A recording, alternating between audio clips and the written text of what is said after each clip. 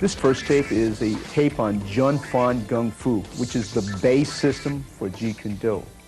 Jun Fan Gung Fu is an established system of progression, but Jeet Kune Do was Bruce Lee's own personal martial art. It was based on his investigation, his creativity, his research. So in order to go into Jeet Kune Do, we have to understand his investigation, his research, his experiment. But the base system before we can even get to that stage is Jun Fan Gung Fu. So this tape here will show you the basics as taught to me by Bruce Lee during the 1964 to 1971 era. And I hope you enjoy it, and I hope this will bring insight into Bruce Lee's system, because it's important that you have the two parts, the basic material that he taught in the Jun Fan Gung Fu, and then to find your own particular Jeet Kune Do, which, as you said before, it can be taught Jeet Kune Do, but it really cannot be standardized because it has to be tailor-made like a coat. Everyone cannot fit into a size 38 coat. Some will fit into a 42, some will fit into a 36. But every man has to tailor the system or the material that you're given. Okay, thank you very much.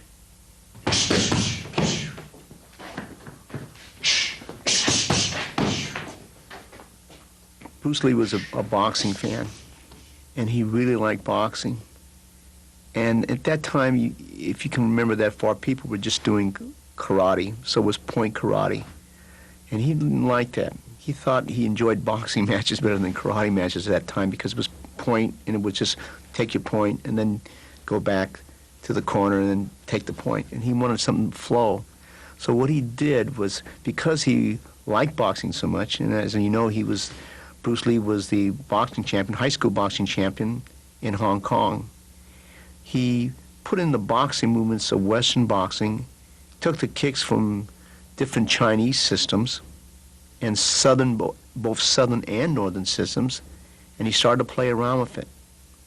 And in the beginning, we wore a lot of armor, like we wore baseball shin guards, we wore body protector, we wore face masks, we wore elbow pads, we wore boxing gloves. We experimented with boxing glove, finger gloves, and nobody was doing it at that time period.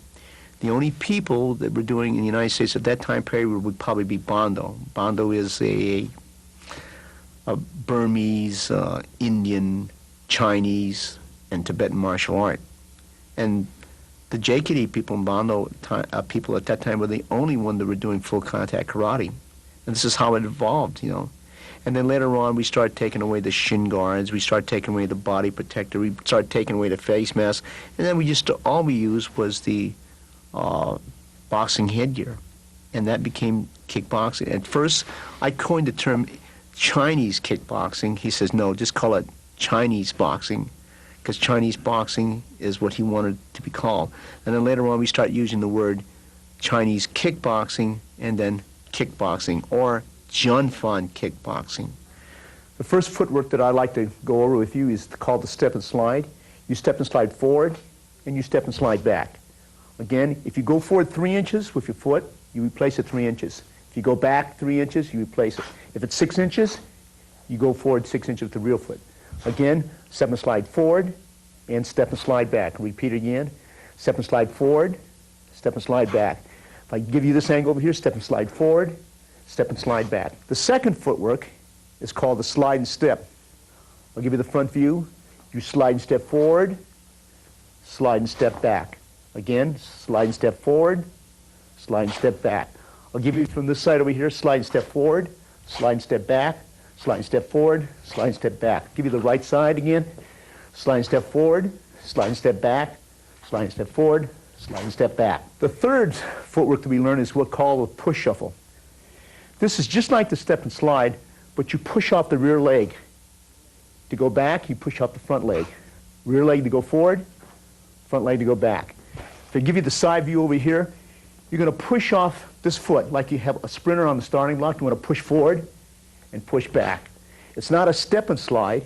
This is a push, step and slide, push, step and slide back. If I give you the view from this side here again, this is a push, step and slide, a push, step and slide. As opposed to the step and slide, this is a push, step and slide, push, step and slide. Okay, the fourth footwork that we use is called a side step. Side step to the right and sides to the left. Side step to the right and then side step to the left. Repeat it again, side step to the right and slide step to the left. If you give it the side view here, side step to the right, side step to the left, side step to the right, side step to the left. If I give you this view over here, please. Slide to the right, slide to the left, slide to the right, slide to the left. Some of the basic ones that we do after that will be called the heel and toe sway. For the side view, I'm going to give you the side view first. You go up on the heel, you go back. So this is called the heel and toe sway. Back, forward, back. If I give you to the front, it's going to look something like this. I'll give you this side over here. Okay, those are the basic footwork. Then you have, if you have a right step, which is this movement here, then a left step, we have a curving to the right. If we curve to the right again, it's going to look something like this, okay, and back. If we curve the left again, this is the left step, as opposed to the curving to the left, curving to the left, curving to the left, curving to the left. The next footwork that I like to go through is called a rock or shuffle. I'll give you the side view. You're just sort of hopping back. If I over-exaggerate, it's like going like this, but what you're going to do is just move back and forth like this. You're up on the balls of your feet, moving forward, back. You're not going to stay too long, but just something like this. I'll give the front view. It's going to be something like this. Give you this view over here. Okay. Some of the first things we learned was to learn how to fight from a natural position. So we call this a natural position. It could be like this. It could be like this. This is different postures that we learn. And then we drop back into a stance. When we drop back into the Baijong stance, as we refer to, the toe is pointed 45 degrees. This foot is facing the same line. The heel is raised. Almost like a boxer. It's a boxing stance. At that time period, he wanted us to go on the right lead. The reason for this was because if the right hand was the strongest hand, he wanted the strongest hand and foot to the front. And since the left hand was weaker, we put it back for more power. Over here in the year 2000, we fight both left lead and we fight right lead. The hand position, we can have the hand position here, hand position here. It doesn't matter, but as long as the hands are moving, when we got in close to the part, we want the hands up. If we're up in hand position, this is where we want the hand. But it could be like this, it could be like this. It doesn't matter. As long as we recover, it's not really the hand is constantly moving in place. You want to have your hands moving. You don't want them dropping down too much, but just keep it up here and hand the position from here. This is both right and left lead. So at that time period in 1960, he wanted everything in a right lead. And about 80% of our training was in the right lead, and there was about 20% of our training at that time period in a left lead. But here in the year of 2000, we go left and right, and I'll let my students choose what stance they want to be in, left or right. What I would like to do right now is just go through some basic movements that we do. We like to teach the head slip to the left, head slip to the right, head slip back. When you slip back, slip to the left, slip to the right, you're going to go back and forth. Now this is the bob, which is a combination of a duck, and then bob and weave to the left, bob and weave to the right. So again, the hand motion for the upper body is back 3 positions, left, right, and back. Bob, bob, bob and weave to the left, bob and weave to the right. After we learn the footworks by ourselves, we then bring in a partner to help us. This is called a mirror image drill. So I'm going to ask Rick Young to come in with Eric Paulson, and we'll show you how this drill works. Okay? If he advances, the person retreats. If he retreats, he advances. If he moves to his right, he moves to his left. This is important. We're just learning how to relate to the opponent in front of us, keeping the same space if possible.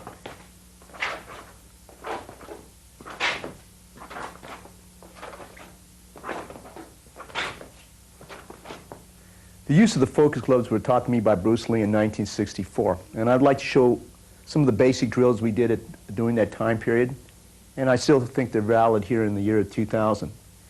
So the first thing we're going to learn is to attack by drawing. That means I'm going to draw the jab, I'm going to draw it with the futsal, I'm going to follow up with 3 punches, any 3 punches that he signals, and then I'm going to kick. I'm going to do that slowly again. I draw the lead punch, I throw back 3 punches. We call this attack by combination. One more time, slowly again. This is futsal, follow with the ping choi, the now choi, the ping choi, and the now tek. One more time, very slowly. Back, cross, hook, cross, and then now tek. That's the first basic. The second basic I'd like to share with you is called Lin Sil Da. That means to attack and defend at the same time. So you pop down hit, you follow with 3 punches that he signals, and then you follow with any kick. Right now he's just using the now tek for the sake of simplicity again.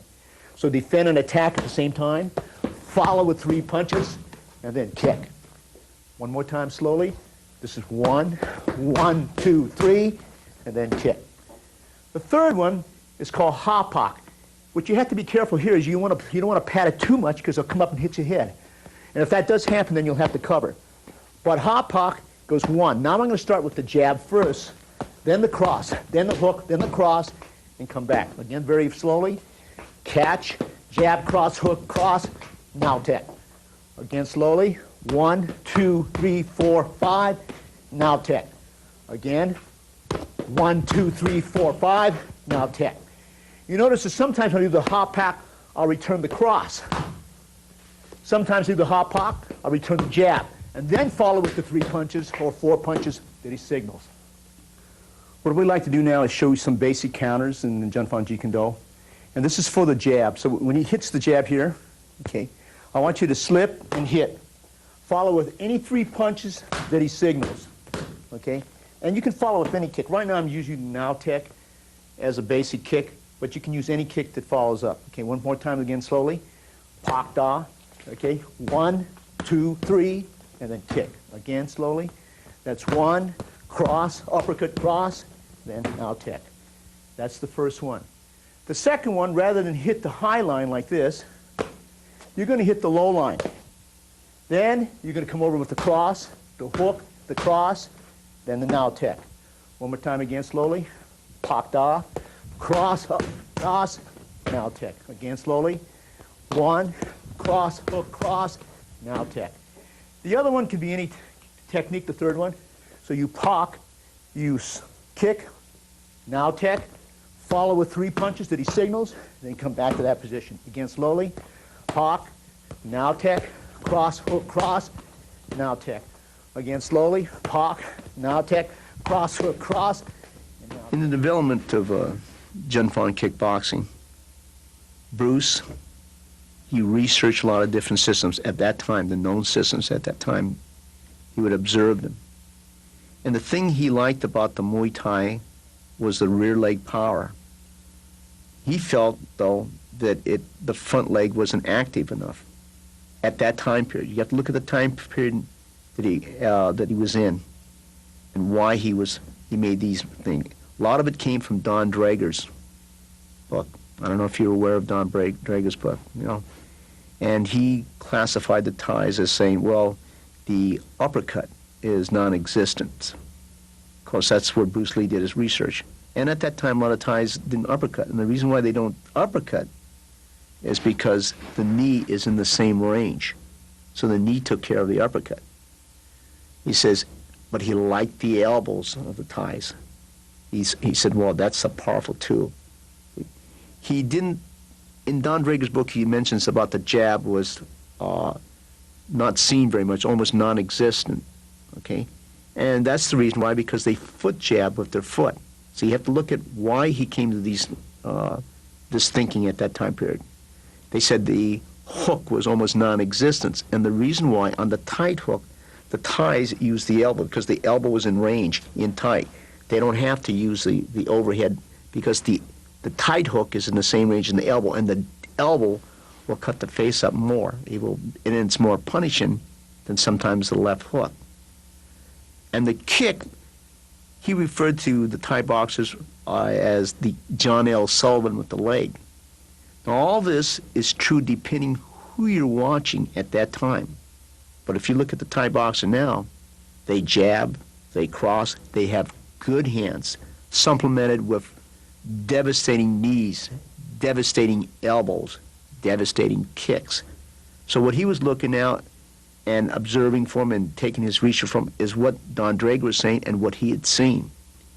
He felt that they weren't alive, that there was no broken rhythm. But that was true, may have been true maybe in the 60s and in the 70s, but it's not true here in the year by coming in 1980, 1990, 2000, because things evolve. The other thing he took from was Savat. Now, many other writings and many of the literature said he did not take from Savat, but I know different, because I was there when he researched it. I was there when he actually kicked and looked at the Super 8 of French fighters. There was a French, I don't know where he even got the tape. There was a French champion in Savat, and he was watching it on Super 8 and 8mm film, and he analyzed it, and he said, oh, I like this. This is a very punishing kick. Coup de bas, which is the kick when they lift up, you know. He says, this is really good. And he liked the way they use their legs, because he said, Savat people, or box français Savat, they box with their feet. And that's what he liked. And he liked boxing. So he started to put all these elements together. And then he took the kicks, he thought, from northern system and from southern Chinese systems to see how they work. And that became Junfan kickboxing. It fit him. For us, we might have to find another path, but for Bruce Lee, that was the path he chose. Elements of Thai boxing, elements of Savat. And he liked the headbutts of the Burmese boxers. So he incorporated that into his own personal system. And I don't care what anybody writes about in all the books and all the magazines, he did have those elements in it. Many people don't know. They said, well, he only took it mainly from Wing Chun, which is a strong, at that point, had a strong Wing Chun background. But in the kick ranging, he says you don't use that kind of punching. You have to use attack by combination, what he called ABC.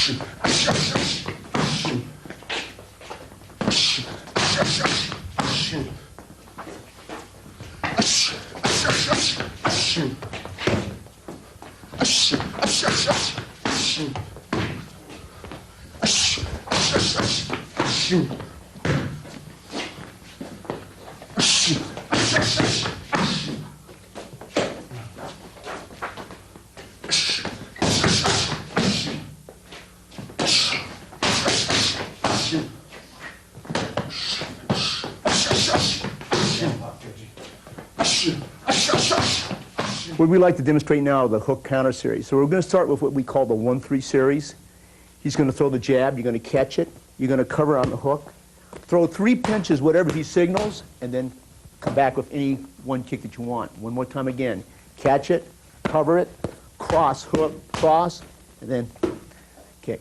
Okay, again, 1, 2, cross, hook, cross, and then now attack. That's the first one. The second one, you catch it, you bob and weave, you throw 3 punches, and you kick. Now, when you bob and weave, you can go like this and throw 3 punches, okay? Or you can bob and weave and hit the gut and throw 3 punches, and then kick.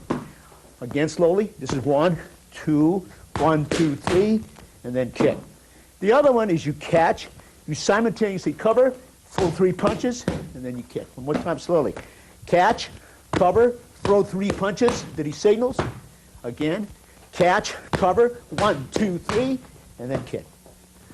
Okay, now we're going to show you the ways we can feed them. We call this the jab hook series, or we call it 1-3, because the 1 is a jab and 3 is a hook, and you cover. Okay, that's the first way we feed this series. One way is to jab and then hook. then you follow with 3 punches. One way is to throw the low jab and then hook. Then you follow with 3 punches. Then you throw the cross, and then you cover for the hook. Then you throw the low cross and cover for the hook. Then you fake the cross, and then low hook. And fake low cross and hook. Okay? Then you go single direct with the hook. Okay? You can either kick with this leg here and throw the hook. These are the ways, and then you go into the 3 punches. This is essential that you feed it all these different ways. So again, these are the ways we counter the hook.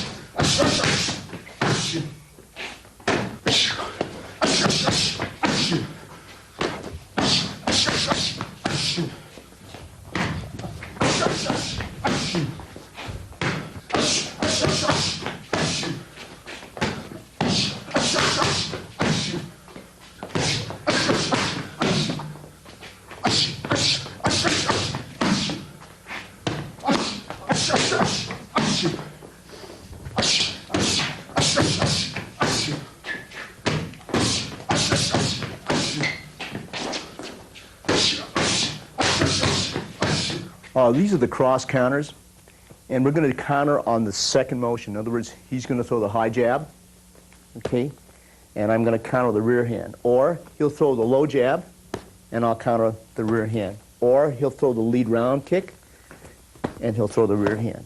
Or he'll fake the jab, and then throw the rear hand. Or he'll fake the low jab, and throw the rear hand. Or even fake the kick, and throw the rear hand. So I'm going to start off with the very basic, and as I said before, this was taught in a right lead. But through the years, we've gone equally left lead and right lead. So I'm going to explain slowly what's going to happen. When he throws the jab, he's going to throw the cross, and you're going to shoulder roll like this. But as you shoulder roll, you simulate kicking the groin by kicking the inner thigh. I'm going to repeat that again. You simulate kicking the groin by kicking the inner thigh, follow with 3 punches of your choice, and then come back. Again, slow motion, 1, 2, 1, 2, 3, and then back. Again, slowly, catch, shoulder roll, cross, hook, cross, and then kick. Okay, the next one we're going to do is the bob and weave. So you catch this, you're going to bob and weave under. You can throw 2 punches and 1 kick. One more time. So you bob and weave under, hook, cross, and kick.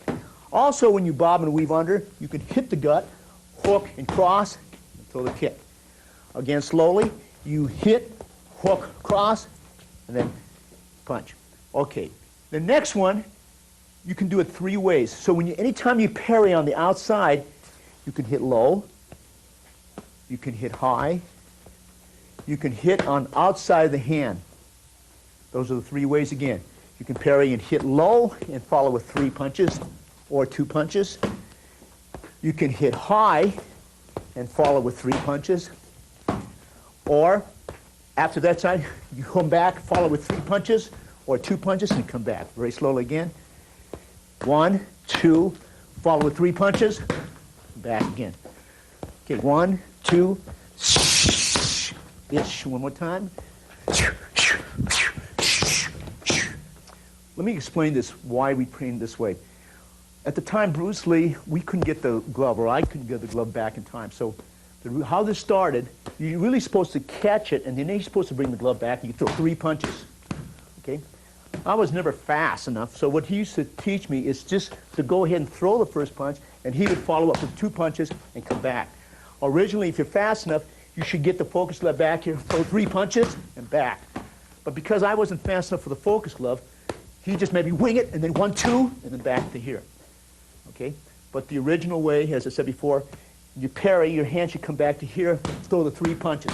Okay? If the trainer or the holder is not quick enough, what I want you to do is throw it and then set the 2 punches up and then kick.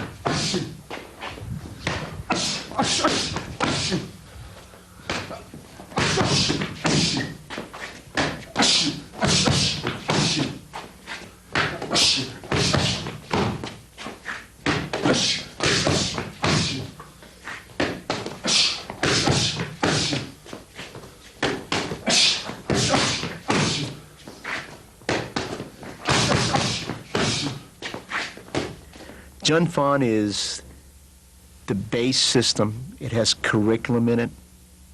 It has a definite pattern. Jeet Kune Do really is it stems off of Jun Fan Kung Fu. He wanted you to have the base in Jun Fan Kung Fu. And Jeet Kune Do was really Bruce Lee's personal system. And as I tell people before, it can be taught, but you would be losing it if you started to standardize it, because everyone is individual. Things that Bruce Lee did, and this is what people don't realize, what he did, a lot of people can't do. Like, he could really shell-shock a person with his lead jab. A lot of people can't now. We could score with that. We could put the guy off balance with it. We might even hurt him, but we can't take a man out. He had tremendous power, and we don't have that, you know. He had speed that it flabbergasted me. You know, I was a conference champion in my college, and he used to catch me like I was just in slow motion. It was like a bad dream. I've never met anybody explosive as him. I've never met anybody as fast as him. And there will be people that will surpass him maybe in speed, but maybe in totality, probably not. Because he's a rare individual, and probably when God made him, he threw them all away. Intelligent. A lot of fighters not intelligent. They're just gutsy. But he was gutsy, you know. He knew the direction in which he wanted to do it purposely. He just knew the direction when he was creating this. And it was created for him. But Jun Fan Kung Fu, we have to learn how to take the system and make it for ourselves.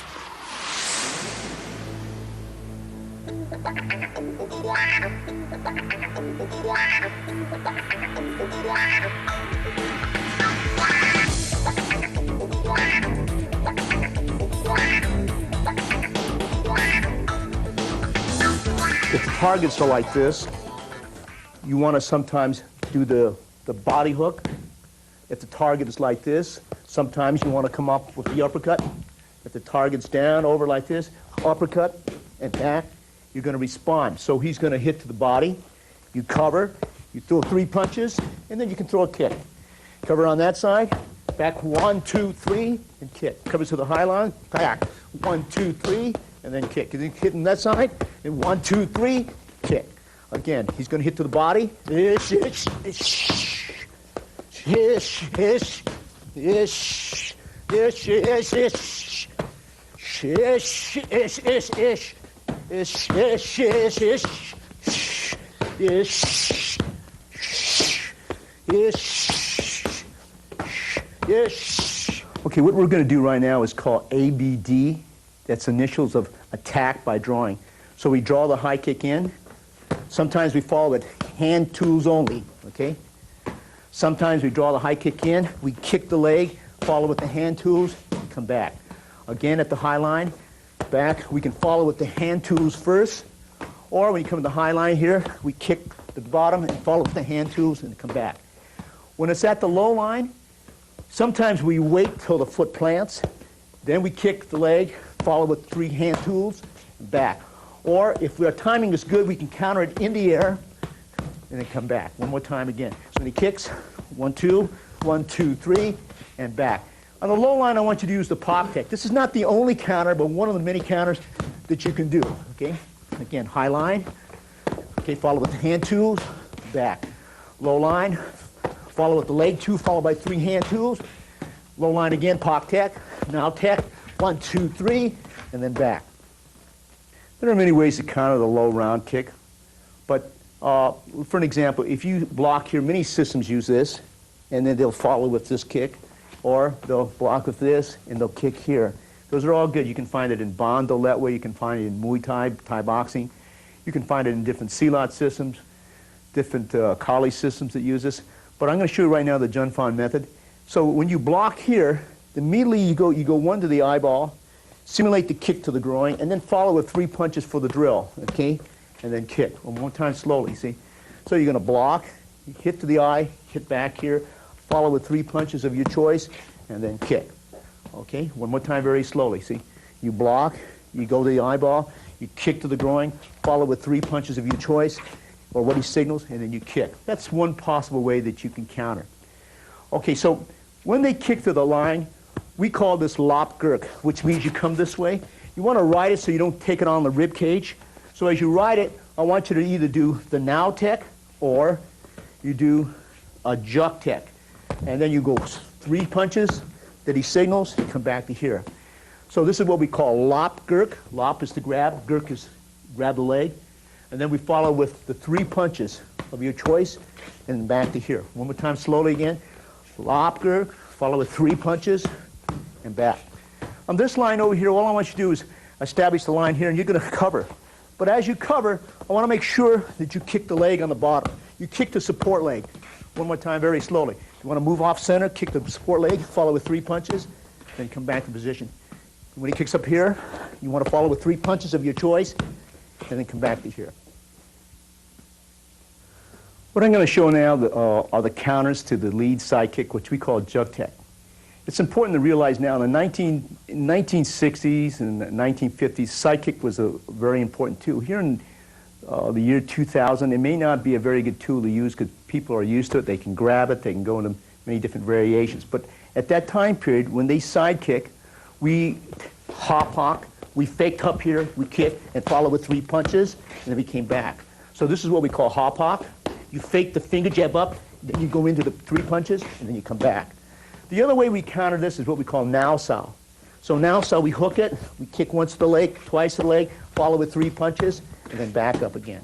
Now sao again, okay? Follow with the rear now tech, follow with the front now tech, follow with the 3 punches of your choice, then come back to that position. The other one, when they kick up here, you ride it, kick to the groin, or kick to the inner thigh. Okay, I'm going to show you again what this looks like. See, at this point, you kick to the inner thigh and back. But again, here in 2000, not too many attack the middle line now because it's too easy to counter. These are the counters to the spin kick, which we call June tech. And you'll notice closely, if they could just demonstrate for me, see that when they're, this is the first one. You use the dumb tech, or Jeet dumb tech, follow with 3 punches of your choice. You can use the opposite leg, follow with 3 punches. The next one is you come in with the knee, what we call sut, and then follow with 3 punches, and then kick. Okay, again, 3 punches. So the holder with the focus level, when he spins, he allows him to counter just to get used to it. Follow with 3 punches, then you kick. Again, countering with the knee again. Then he's going to counter with the cut. Counters again.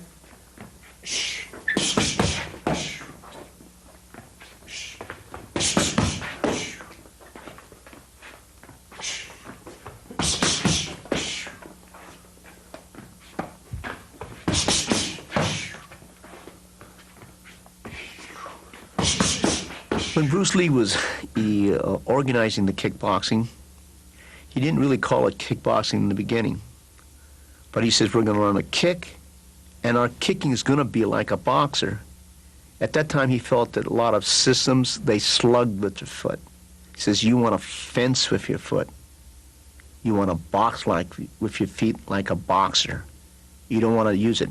So almost 80% of his strikes were with the front leg and the front hand, because he felt if you were right-handed, that's your most powerful punch. If you're right leg, that's most powerful kick. And since the left hand was weaker, he would put the left hand back for more power. And because in boxing he analyzed it that the jab scored so frequently but could not put the person out of commission. It just added up a lot of points. So that's why he put the left hand back for more power, and he felt if you put the strongest hand forward at that time, okay, whether you're right-handed or left-handed, then it's going to be more powerful. And for him, it worked beautifully because he had the power. He worked on it. His 3-inch, pound for pound, I think he punches. He's like the hardest puncher you would ever meet. You know, he's like a miniature Marciano. You might look at his boxing form and you'll say, well, that's not maybe the most polished boxing form you see. He would be like a Marciano, a miniature Marciano or a miniature Frazier, you know.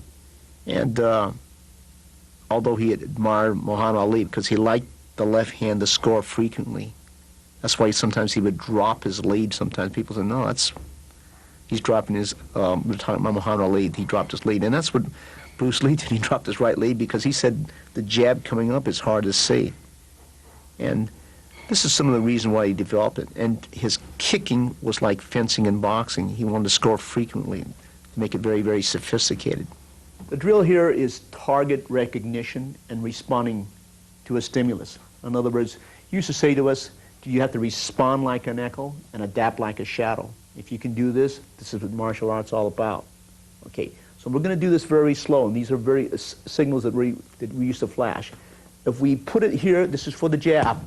Anytime I put it here is for the jab. Anytime I put it with this hand, this is for the cross. Anytime I put my hand like that, that's for the jab cross. Anytime I put it like this is the jab, cross, hook, cross. Anytime I put it like this is the jab, cross, body hook, cross. Anytime I put it like this, cross, uppercut, cross, back. If I put it like this could be left uppercut, right uppercut, hook, and cross. If he reverses it, hook, uppercut, cross, and hook. Okay? This is very, very important. This range here is for Jeet Tek. This is for Now Tek. This is for Now Tek. This is for Now Tek at the high line, Night Tek and the low line. At one time period, we used to put it on our inner thigh. We have taken this out because a lot of beginners will miss the leg completely. So what we do now is put it like this. That's the target. See, he's responding. The minute he sees a target, that's what he's going to respond to. We also used to put it like this. Most of us now put it like this so that you get the body position. Okay? We also used to put it like this, which we no longer do. We just put it over here like that. So this is what we call Jeet Tek. Okay? This is a form of a dumb tek. It's a stomp. Okay? It goes right on the thigh. Okay? The side kick could be at middle line on that side. The side kick could be at middle line on that side. Okay? The low side kick is placed over here. Okay? Sometimes we used to wear baseball shin guards over here while we're doing this. Okay. Again, his idea is anytime I would put a target out, he would adapt to it. If I put the target like this, now if I put the target in close, he would use the left horizontal elbow, right horizontal elbow, right down elbow, left down elbow, right upward elbow, left upward elbow. If he uses the sut, okay, that's, okay, these are called jang, or the elbow targets. The thing that we change up here is a lot of times in the elbow, we were taught to put the hand here while we elbow. Because of our influence and exposure to Muay Thai and Bandoletwe and to Kali, we put the hand here. Because when he elbows here, see, right, and I elbow back, he's going to run into it. However, if he elbows here and he puts his hand here, there's a chance that your reaction will not come back. And that's one of the things we changed in the Junfan Jikendo program. It's not that it was bad at that time period. For that time period, it was very, very good. Everything has to evolve. If it doesn't evolve, okay? So again, I'm just going to go very slow. Notice that he's going to recognize a target. Okay? He's going to recognize the target. He's going to recognize the target. He's going to recognize a target. This will be in combination. Put it over here. Over here. Okay, if I hit the body like this, we'll do this very slow so you can see what we're doing. If I hit the target on that side, he's just going to respond. Okay. If I hit the target this way, he can bob and weave. Okay. Or cross, as we previously saw. This can also be the same basic. Okay. Or he can just cover. Back 1, 2, 3. Or he can cover on that side. See? 1, 2, 3. Because this is what you're going to do at random. So this is very, very important that you put these drills together. A beginner, I would recommend, if you're teaching a beginner, is just to start with this one here. Jab. Okay, 1, 2. Okay, single cross. Single jab.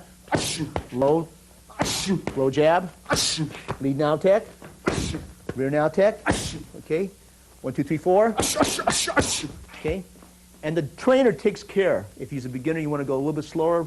For a more intermediate, you want to pick up the pace a little bit. And for the advanced, you can pick up the pace to a very high level. Kickboxing is a eye-and-hand coordination, and these drills are used to develop a person before he gets into kickboxing. Okay, so with these now, what you're going to do when the jab comes, you can either catch it, we call it jik pak, or you can long pocket. And then you're going to return back. And do this slowly. 1, 2. You can catch, or you can do it simultaneously. So catch and hit, or simultaneously. If he hits the low line, pat, hit, pat and hit, pat and hit, pat and hit, or simultaneously. The same way here. Simultaneously, or tap and hit, catch and hit, catch and hit, catch and hit. That's usually the first one I like to teach the beginners. The second one involves that he's in the play now, so he gets to learn how to react to the hook.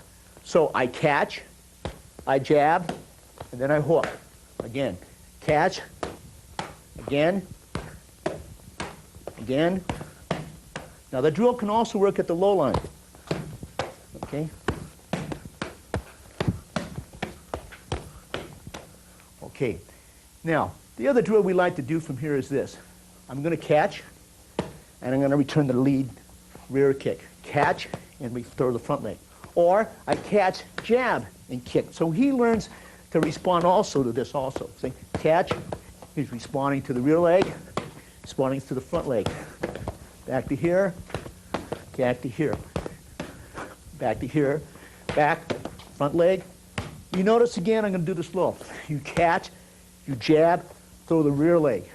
Catch, jab, throw the front leg. Catch, jab, throw the cross, and then the hook. Catch, jab, cross, hook, kick. So it can go in any kind of format like that. You also can receive the lead now tech, follow up with 3 punches. What is going to happen over here, notice from the training, he's going to get used to defending. Again, 1, 1, 2, 3. Again, okay, 1, 2, 3. He's going to kick on that side, back to that side, 1, 2, 3. Again, 1, 2, 3. Again, 1, 2, 3. There are many drills like this in Junfang Kung Fu Jeet Kune, but we're going to take one that's very important, I think, in teaching the person. The drills are good because it'll develop a person, a very gun-shy person, and develop him to get into contact slowly. So what you want to do is catch the jab, parry the cross, cover on the hook. Then he's going to bob and weave, and he's cross, hook, and he's going to kick. One more time. He has 2 kicks, a little close again. 1, 2, 3, bob and weave, 1, 2, and kick again. All right, again, 1, 2, 3, bob and weave, 2, kick, and kick. Again, catch, back, hit, back, hit, and hit. One more time, okay? One more time again, please. 1, 2, 3, 1, 2, back, and kick. One more time again. 1, 2, 3. I hope this tape will give you insight into Junfang Kung Fu as the base system and the principles of Jeet Kune Do. I want to thank Rick Young from Scotland for helping me on tape, and also Eric Paulson, who helped me on this tape.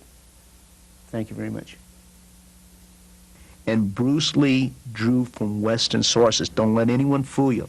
It has a Chinese name, but he drew from both East and West. And I know this. Although people say in writing, and I don't care how many books are written, they weren't there. They don't know. And that's all I'm going to say about it.